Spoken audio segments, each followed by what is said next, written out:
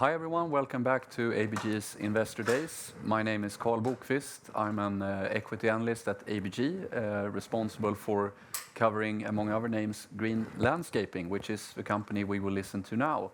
With us today, we have Head of Investor Relations, Magnus Larsson.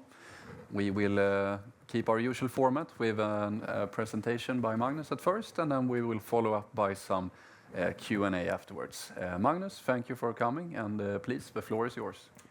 Thank you, Carl, and greetings to you all, and welcome to the highlight of this conference. So, my name is Magnus Larsson. I am heading the IR practice at Green Landscaping Group since about a year and a half. And prior to that, I've got most of my career in the general engineering industry, focusing on managerial roles in finance, supply chain, and investor relations. With that said, over to the juicy stuff then, which is what we are, right? We are a home for entrepreneurs, meaning that we are a serial acquirer, and proudly so. We are not sector agnostic, meaning that we focus on a specific industry. And in our case, it's ground maintenance, green space management, and landscaping, to be more exact. In other words, it's sort of managing outdoor areas in cities, urban areas in cities. It's what we do. And we are a home for entrepreneurs, meaning that we consist of 50 companies and just a very small head office on top of that. Looking at our numbers a little bit quickly, we can see that we are a growing company. We have 6 billion in sales, almost 5.8 last year. We have grown heavily, organically, it's 5%. In total, it's 35%, which indicates that we are an acquisitive company, obviously. The 5% organic growth is smack where we want to be. Not too much and not too little. The EBITDA margin is 8.8. The capital structure is exactly where our target says it should be, and we've got a solid order book as well.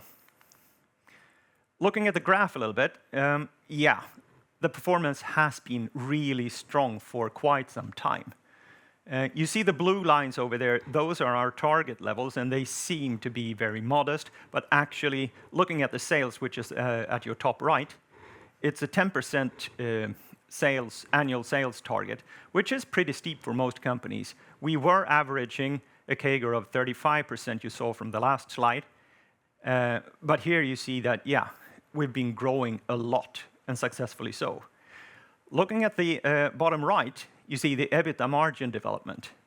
We have a target of 8%, which was a stretch target at the time when it was set back in 2018. Now we're surpassing it every quarter on a rolling 12-month basis. So we are doing really well. So what and why is this? Well, that's part of what I'm going to talk to you about. Our story either begins in sort of 2010 or back in 1952, if you wish. Our oldest company was founded there. It's Taimisto Huutokoski, a plant nursery in the midst of Finland. But about in 2010, the Green Landscaping Group as a company was sort of saw the dawn of light. We applied a centralized business model at the time. We grew relatively successfully from a sales perspective, and definitely ineffectively and a big failure from a profit perspective. So we tried hard for a number of years with the centralized model and failed, really. So in 2015, that was sort of shifted and put on its head. We made some really heavy lifting in the years to come, moving from a centralized to a decentralized model. And you looked at the numbers and how it developed since. So this really is the way to go in our industry in particular. Looking at our case, we are active in a very attractive market. We have the right business model for that market, and we have a proven M&A strategy. So those would be 3 sort of go-to points that I would like to leave you with. And why the proven M&A strategy? Well, being a serial acquirer, M&A is sort of at the center of what we do. So that is why that point is so valid for us as a company. Looking at the market then, why is it really attractive? Well, it has good and steady growth. I'll show you that on the next slide. It's got very low cyclical characteristics. We have predictable long-term maintenance contracts. It is large. It is highly fragmented, so it looks a bit strange compared to other industries. It is exposed to favorable megatrends, and we have some notable barriers of entry as well. So let's double-click on some of those. This is an example from Sweden and from the main customer group, the Swedish municipalities. You see to your left that over the past 10 or so years, the growth has been at a CAGR of 4.1. Remember that we had a CAGR of 5% organically from one of the first slides, and this is 4. So it's right where the market is, or just slightly above. During this time, the world hasn't really been sort of sleeping or sleepwalking. It's been exceptional occurrences and macro events. You wouldn't really think so looking at this. The market has grown with those 4% up and down just a little bit over the years. So it is exceptionally steady with a good growth as well. Looking at the right-hand side, we see that the customers, the municipalities, again, total spend, that's the pillars, and the line at the very bottom is what they spend on our addressable market, meaning it's a really low share. So it is really steady, it's a really low share as well, which is why in the unlikely event that the customers would run into some sort of trouble, this is not really where you save your money.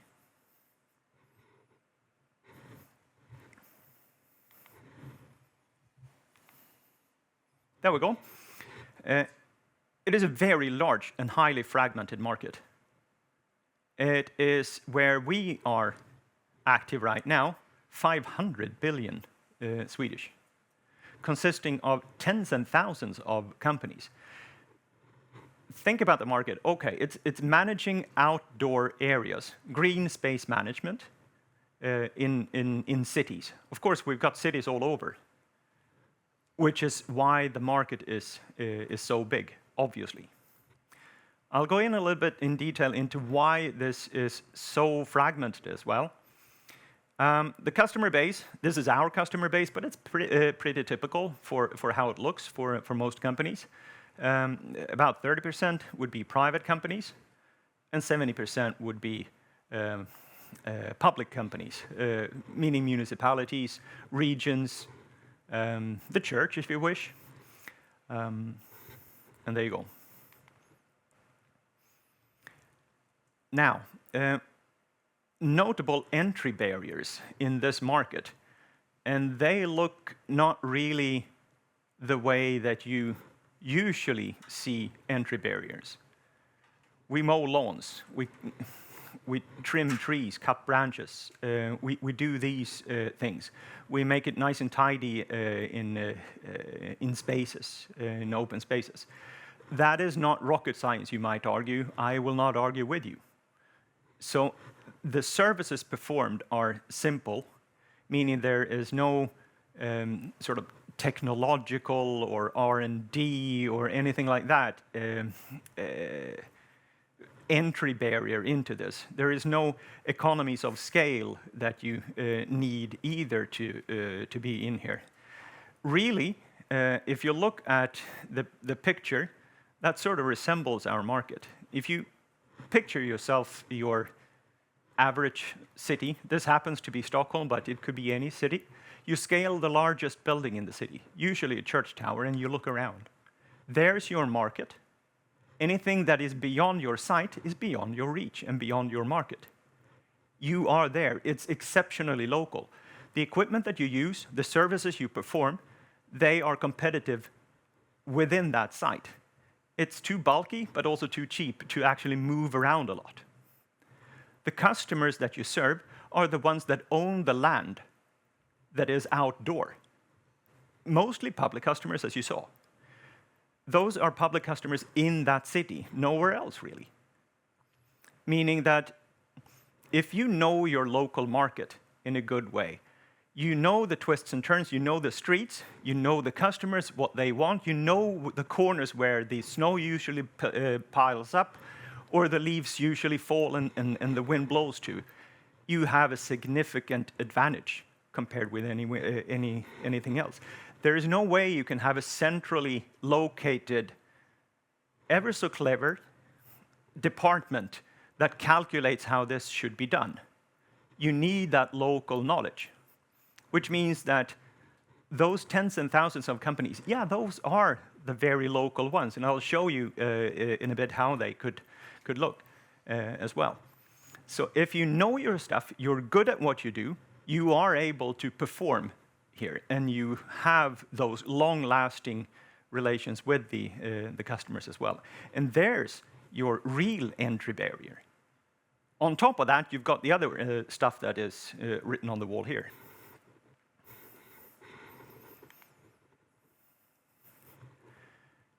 So yeah, that's about the market.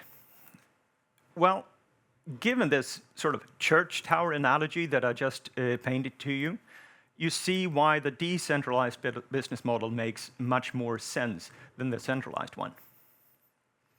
You cannot, well, you can if you put heaps of money into moving into a city with a global brand name. You can convince perhaps some customers over a number of years that you could do and perform these services. And after a number of years of probably loss-making, you have won this small city and you have no benefit when going to the next. So you cannot sweep the market with a blistering performance or something like that. And you're up against a local family company that knows the twists and turns and actually makes the money as well. So you have the seemingly contradictive pattern of having a very big market, yet exceptionally local as well. So it's just geared towards local small companies. Now, and that's what we sort of retain as well. We have an evergreen horizon, meaning that as a serial acquirer, we buy to hold, and it's a home for entrepreneurs. It's not a way station, it's not a pit stop. It's something that we always buy with the intention to keep, never to sell. Learning from one another, building something great together, a fantastic journey, yeah, those are key words as well. And also in italic at the very bottom, decent people making decent returns in a decent way. That's sort of buzzwords that sort of guide our behavior as well. Those are the traits that we look for in new companies as well. That's what we believe that we are, and that's what we believe that makes a journey fantastic as well. Now over to this, it says M&A track record, 43 companies since 17 with sales of 4.6 billion. Yeah, that's all good. And you see it over the years as well. But really what I want to show with this is all the different logos. The Green Landscaping Group logo is not present here because that's really, well, it's targeted towards the financial market, you guys, and also potential acquisition targets. But that's pretty much it. We are not operational. The operational parts are here. That's the brand name that you have. It is exceptionally strong. For instance, if you take Hadeland Maskindrift, there has a great brand name in that part of Norway, completely unknown probably to you guys and to everyone else outside of their small market. And that's sort of the beauty of it. So they are there. They grow with what? Yeah, they grow with those 4 or 5%. They just grow with the market. And the market is growing well because of those mega trends as well. So they're healthy there. And we'd like them to stay on that track. And then we add on the sales with adding new Hadelands, which we are. And towards the right of this picture, you can see the latest editions, and they look suspiciously German, which is correct. That's where we are focusing mostly now. Yeah, the proven M&A strategy. Well, I think the figures speak for themselves. Those are the best proof points. But what is it that we do then? Well, we have a focused and disciplined approach. We have an experienced management team, an experienced M&A team as well. And we are really particular in retaining the leadership, the brand, and the operating model. So in the selection process, we say no 9 times out of 10 at least, because we're very particular and meticulous in what companies we want to bring on. Also because if we bring on something that doesn't work, we don't really have the means to turn it around. We're not geared for that. We don't have that central cost applied. We can do a little bit, and we can send in one of our teams that we have, but that's pretty much it. And that would be an exception and a mistake from our side if that happens. So this M&A process, for it to be successful, it needs to be focused and disciplined, and we need the M&A team to be experienced as well. Yeah, we take in newcomers, but we put the experienced guys in between, and they are the decision makers. Yeah, selection criteria. I think I'll skip that and move on to a slightly odd slide. It may be tricky for you to see it over there. Those are our 2 latest editions in Germany. The press releases that we sent out when we acquired them. The first to the right is Lässle Landschaftsbau und Tiefbau, suspiciously German. Yes, it is. What I want to highlight here in the red is that the CEO of the company and the owner, Mr. Rainer Lässle, no coincidence that the company bears his own name. That's pretty typical for our industry. Says that, well, my aim is to safeguard Lässle Landschaftsbau und Tiefbau for the future and retain the current workforce. That may just pass by when you read about it, but just take notice of it and move on to the right-hand side. There we had the acquisition of Gartenidee Kuschler GmbH, Kuschler, with Mr. Wolfgang Kuschler being the owner. Again, the brand name sort of similar to, or same as the family name. And what he says is, now I need to see here, with this step, we ensure that Gartenidee Kuschler is prepared for the future and remains a reliable partner for our customers, employees, and suppliers. Yeah, that may sound obvious, but really, this evergreen horizon that we provide, the home for entrepreneurs instead of a pit stop or something else, is really sitting well with most entrepreneurs, with the ones in the DACH region in particular. So important that we actually put it in the statement in the press release here. So for this is an edge that we have compared with our competitors, meaning other ones that might be able to buy companies in this industry. There are not a lot of them, I could tell you, but the ones that are don't look like us. They most of them are PE-backed. But this, to ensure that the company bearing your own name is kept in a safe harbor for the long haul. Yeah, that's really important to them. We're aiming to build a European champion. Yeah, we're present in Sweden, Finland, Lithuania, and Germany since last year. We have announced the acquisition in Switzerland. Process is pending, and we have our main focus set on the DACH region, meaning Germany, Austria, Switzerland.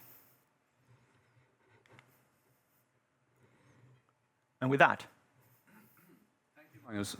So the first question is, well, since you and I have had the opportunity to speak quite a lot recently about your journey, can you just briefly describe this combination that you have achieved lately with finding, you said, companies growing with the market, but you have found companies with very high profitability, with margins above your group targets. And in addition to this, you have also, in a tough market and with inflation and everything, you've been improving the businesses in the existing operations. So can you just maybe, if possible, briefly discuss, what you do after a business is acquired to make sure that they continue to perform well, or if a company is struggling a bit, what you do to make sure that it returns on the right track? About the improvement of the existing businesses, the heritage that we had in the Swedish companies back from the centralized part of the journey, they weren't performing very well. So there we have put in a lot of work, and there you have had all of the turnaround. So we know how to do that, and we also know that, we make better value actually buying really good companies to begin with. We've tried the one thing, and we're able to turn things around, but it costs too much. It's not where we should put our main efforts. But if need be, we intervene. So that's one. But what happens when we buy a company? Well, to begin with, there are tens and thousands of companies. Many struggle, many don't, and a few ones excel. And those are the ones that we'd like to pick out. That's why we are so picky. Does it work? Yes. Yeah. That's why we're so picky. And when we acquire, and already in the process, we sit down and say that, all right, we acquire you because you are good, not to make you good.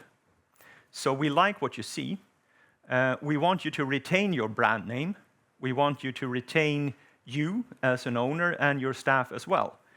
Now, we know this industry inside out as well, and there are some commonalities that we know should be there in order for the company to be great. And we'd like to sit down in the next 90 days with you and go through this playbook. I'm sure there are some things that you can pick up there, and then we make a plan for the coming years on the journey, both in succession perspective, but obviously strategically as well. And this is the central part as well. We're buying a good company. He runs his business according to his own mind. If he wants to take the advice, he's free to do it. If he wants to reject it, he's free to do that as well. That's sort of part of the decentralized model.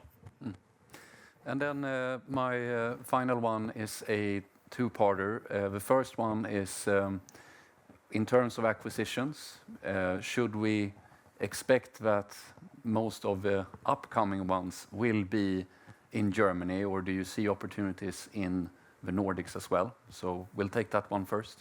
It's yes on both. Most will be in the DACH region, probably heavy on Germany, but we don't rule out acquisitions elsewhere. And the second one with your 10% growth target, and recently you've improved your cash flow generation, and your debt levels have come down. So, and you've established a footprint in Germany. So it seems at least that this growth target will continue to be at least a minimum level, maybe? Yes. I mean, the targets, I think I mentioned that. They came about in another time when the company looked differently as well. They are more subject to questions as to why they are so low, and if we expect to go down to the target instead of reaching them, which is sort of the opposite world compared with how many companies face. We acknowledge this, and we're working on the targets. Yeah, so I'll leave it there. Good. Thank you, Magnus. Thank you, everyone who have been listening. And with that concludes this presentation. Thank you.